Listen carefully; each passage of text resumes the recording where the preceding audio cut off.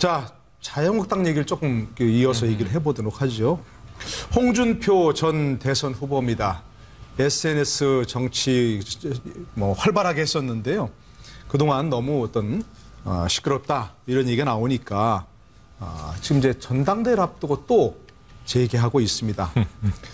야, 군 개혁 집단 지도 체제 얘기하고 있는데, 자, 최진봉 교수님. 예. 일단 이게 이제 전당대회를 앞두고 뭔가 본인들이 당권을 지금 도전할 의사가 있다 이런 것 때문에 지금 얘기하는 거죠. 그렇죠. 홍준표 집단 지도 체제 문제. 본인은 어떤 걸 얘기하는 거예요, 그러니까? 본인 입장에서는 집단 지도 체제로 가면 네. 본인한테 불리하다고 보는 거죠. 집단 지도 체제를 요구하는 쪽이나 선호하는 쪽은 친박이에요.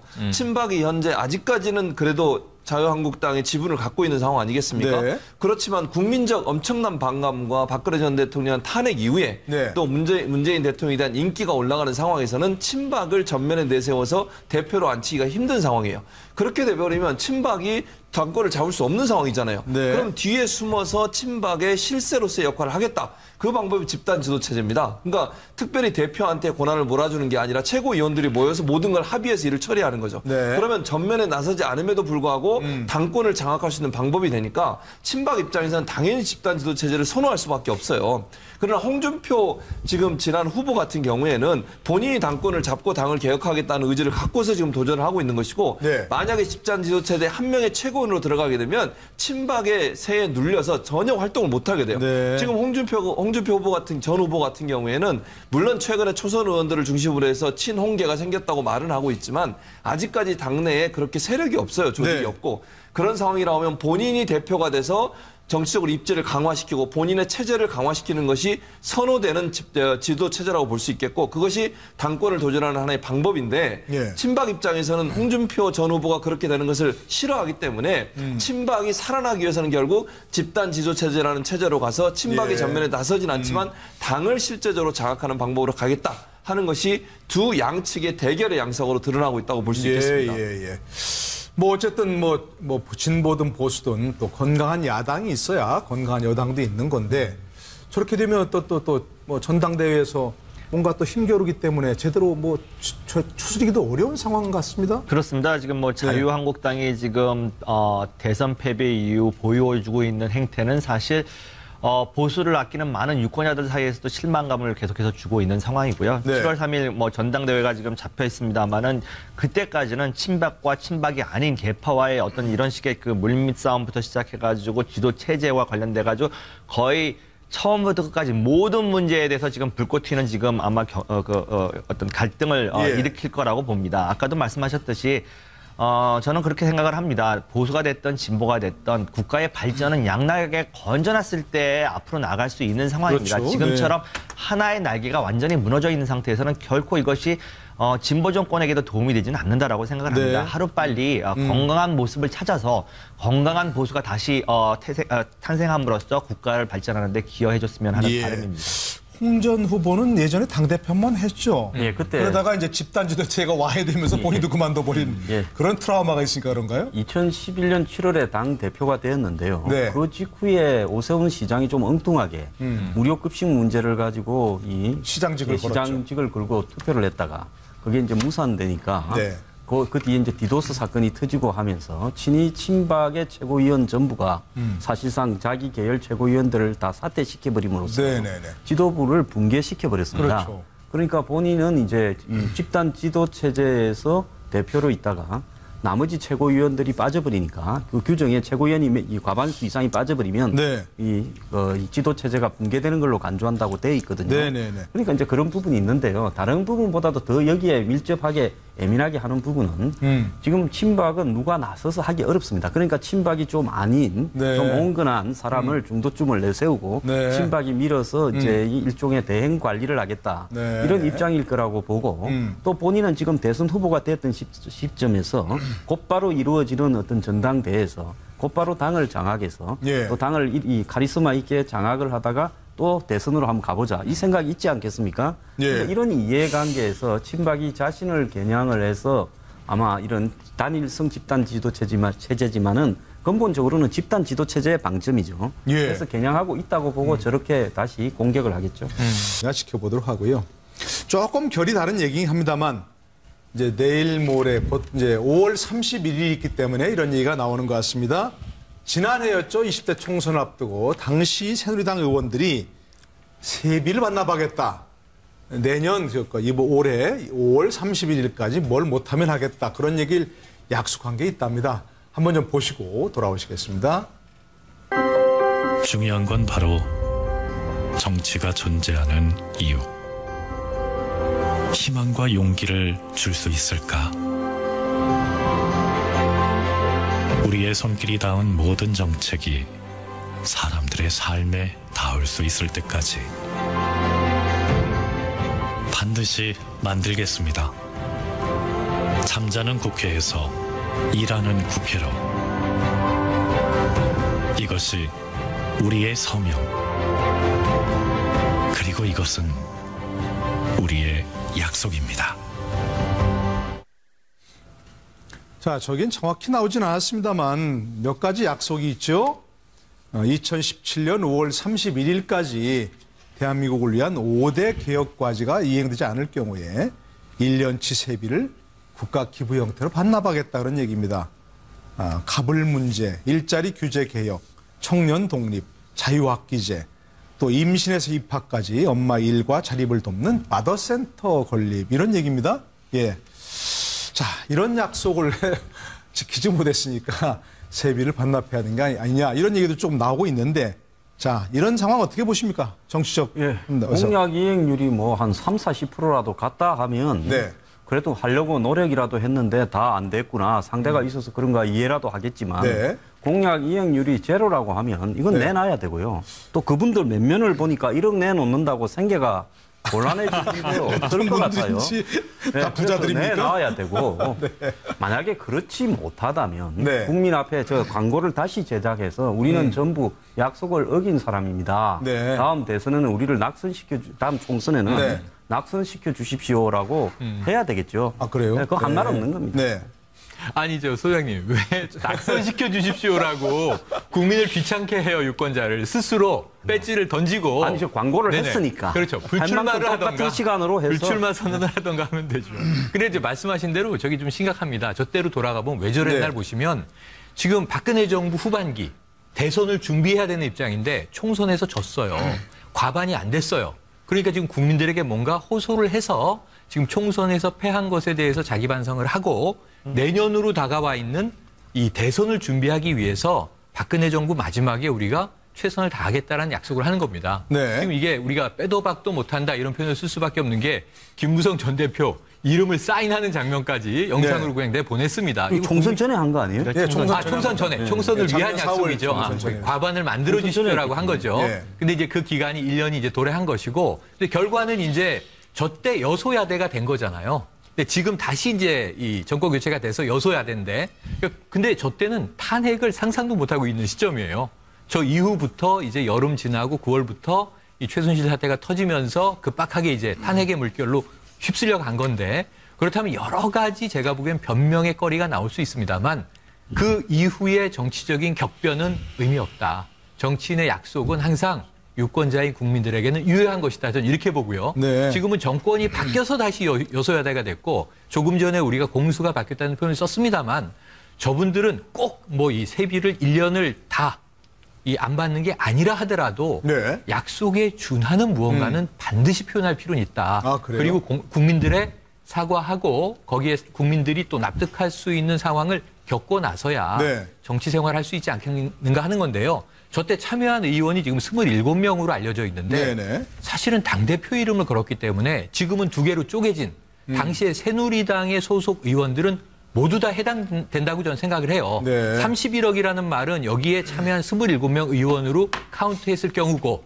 사실 저 당시에 이 새누리당 소속 의원들을 생각해 보면 지금도 세 자릿수입니다. 100명이 넘는 수지만 저 때도 이제 적지 않은 수였기 때문에 이분들 각각 이 약속에 대해서 어떻게 생각하는지 네. 해명을 듣고 싶습니다. 네.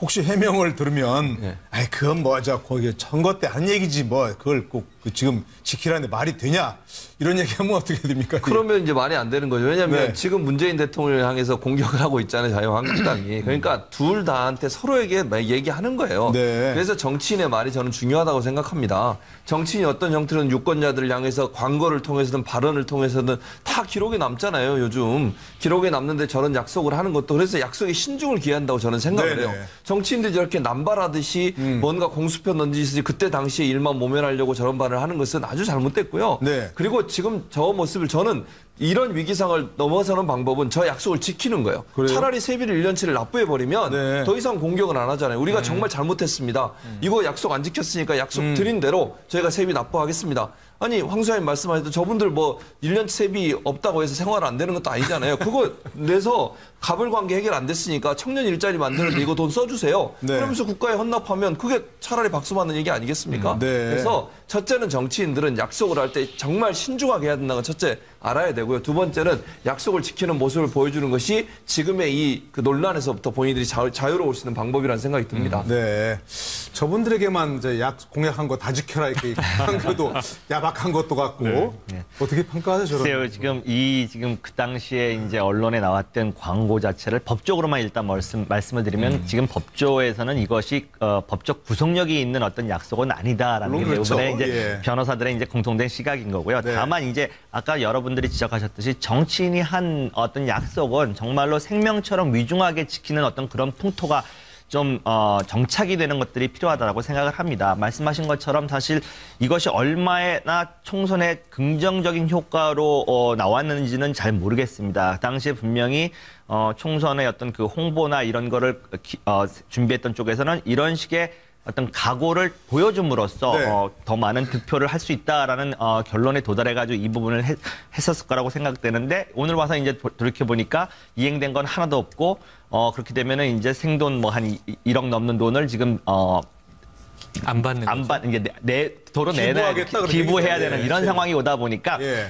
제가 오기 전에 이제 재미난 건 인터넷을 보다 보니까 모 언론사에서 이제 여기에 해당하는 의원들 몇 분하고 접촉을 해봤어요. 아, 그래요? 네. 그랬더니 그분들 대답이 당시에 이것이 지도부에서 이끌어 나가면서 거의 이름을 올린 상황인데라고 네. 하면서 이제 말꼬리를 좀 흐리는 그런 상황이기 때문에 제가 볼 때는 뭐 지금 약속된 금액을 기부하거나 이럴 가능성은 별로 없다고 생각합니다. 네. 어떻게 보면은 아까 황 소장님께서 말씀하신 부분이 정치적 하나의 해법이 내지는 뭐 아이디어가 될 수가 있는데요. 깨끗하게 사과를 하셔야죠. 여기에 이름을 거명하셨던 분들은 정말로 약속 지키지 못한 것에 대해서 유권자들에 대해서 허심탄회하고 네. 진솔한 사과는 어떠한 방법이 되든 해야 된다라고 저는 생각을 하고 있습니다. 자, 이참에서 한번 좀 짚어보고 싶은 게요. 아까 우리 조금 전에 얘기한 그 인사 문제도 선거 과정에서 이제 굉장히 강조한 공약이었기 때문에 사실은 좀 문제가 되고 있고 이런 부분도 이제 공약이기 때문에 지금 이런 얘기도 나누고 있습니다. 그런데 우리 흔히 과거에 그랬지 않습니까?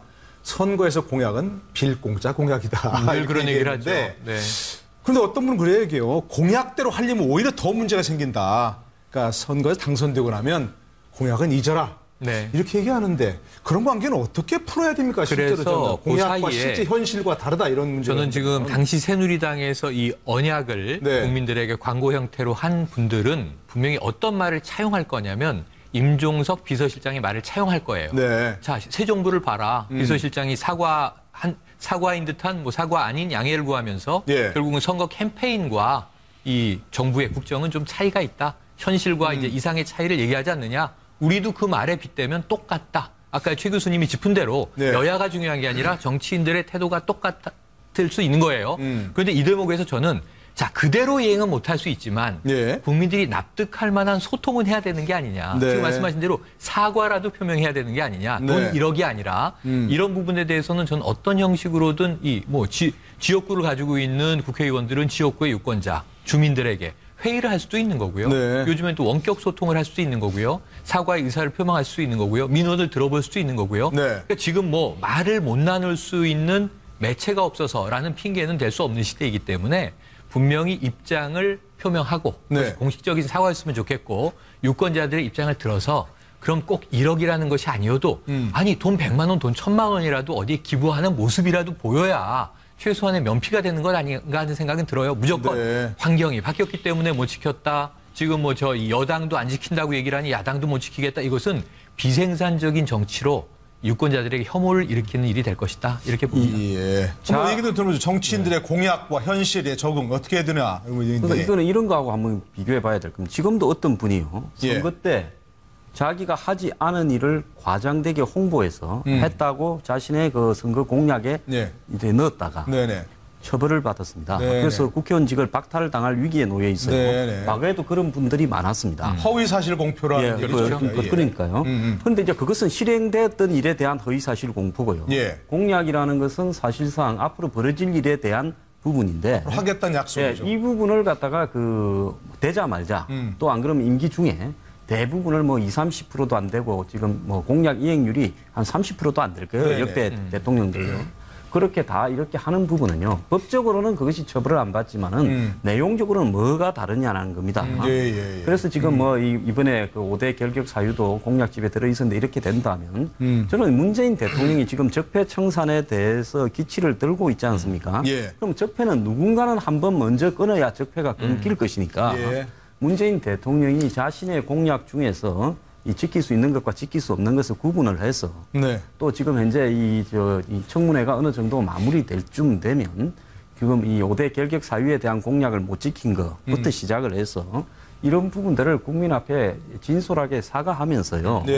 그리고 앞으로 정치인들의 공약에 대해서도 자신도 책임이 있다라고 이야기하면서 지금부터 정치인의 공약에 대해서 지키지 못한 부분은 처벌을 하는 부분이라든지 책임을 지는 부분을 그걸 갖다가 우리가 만들도록 하자면서 국회를 보고 만들어 달라고 요구해야 됩니다. 그런데 정치인의 이런 부분이 처벌이 안 되는 이유는요. 법을 국회의원들이 만들기 때문에 그들이 가장 어길 확률이 높기 때문에 안 만드는 부분이죠. 이건 대국민의 일종의 사기극일 수 있는 거죠. 하여간 뭐 이제 이걸 사실 여러 가지 보면서 정치인들도 그렇고 또 일반인들도 그렇고 약속 어떤 것도 정말 신중하겠다 이런 생각이 들고요. 자, 자유한국당 얘기를 조금 이어서 얘기를 해보도록 하죠.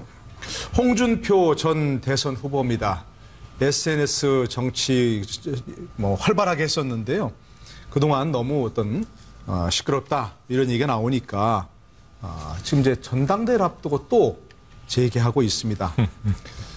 군개혁 집단 지도 체제 얘기하고 있는데, 자 최진봉 교수님, 일단 이게 이제 전당대회를 앞두고 뭔가 본인들이 당권을 지금 도전할 의사가 있다 이런 것 때문에 지금 얘기하는 거죠. 그렇죠. 홍준표 집단 지도 체제 문제, 본인은 어떤 걸 얘기하는 거예요, 그러니까? 본인 입장에서는 집단 지도 체제로 가면 본인한테 불리하다고 보는 거죠. 집단 지도 체제를 요구하는 쪽이나 선호하는 쪽은 친박이에요.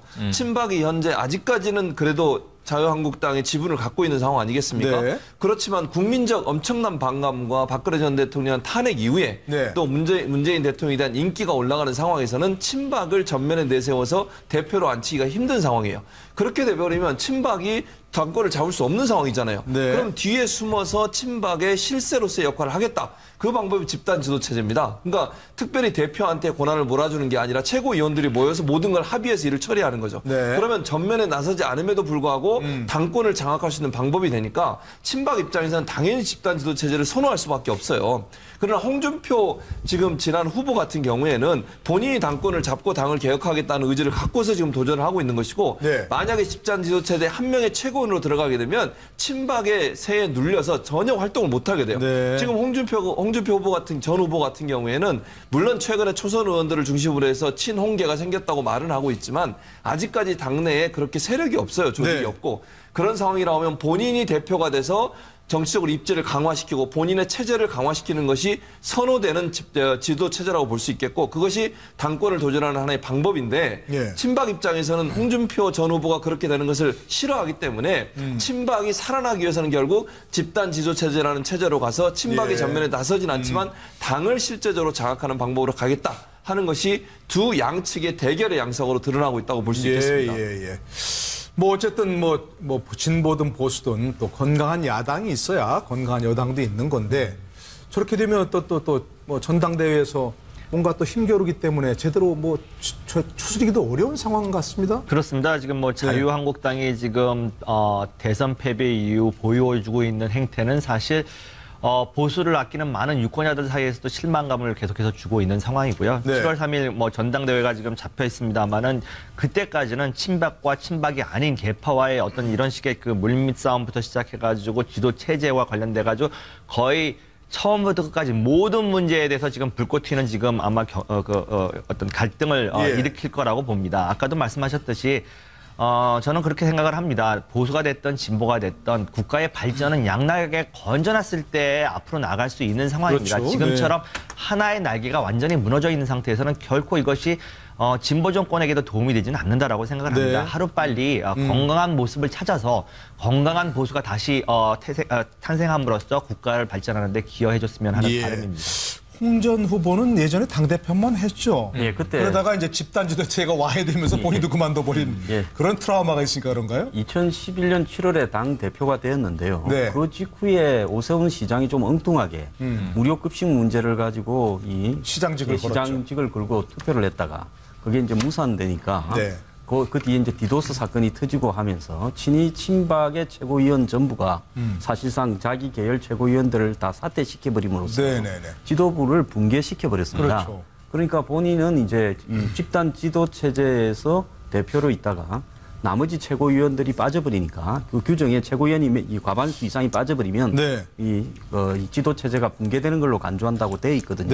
그러니까 이제 그런 부분이 있는데요. 다른 부분보다도 더 여기에 밀접하게 예민하게 하는 부분은 지금 친박은 누가 나서서 하기 어렵습니다. 그러니까 친박이 좀 아닌 좀 온건한 사람을 중도쯤을 내세우고 친박이 밀어서 이제 일종의 대행 관리를 하겠다 이런 입장일 거라고 보고 또 본인은 지금 대선 후보가 됐던 시점에서 곧바로 이루어지는 어떤 전당대회에서 곧바로 당을 장악해서 또 당을 이 카리스마 있게 장악을 하다가 또 대선으로 한번 가보자 이 생각이 있지 않겠습니까? 그러니까 이런 이해관계에서 친박이 자신을 겨냥을 해서 아마 이런 단일성 집단 지도 체제지만은 근본적으로는 집단 지도 체제의 방점이죠. 그래서 겨냥하고 있다고 보고 저렇게 다시 공격을 하겠죠.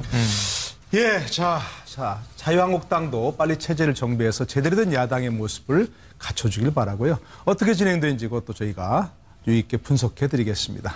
함께해 주신 여러분 고맙습니다.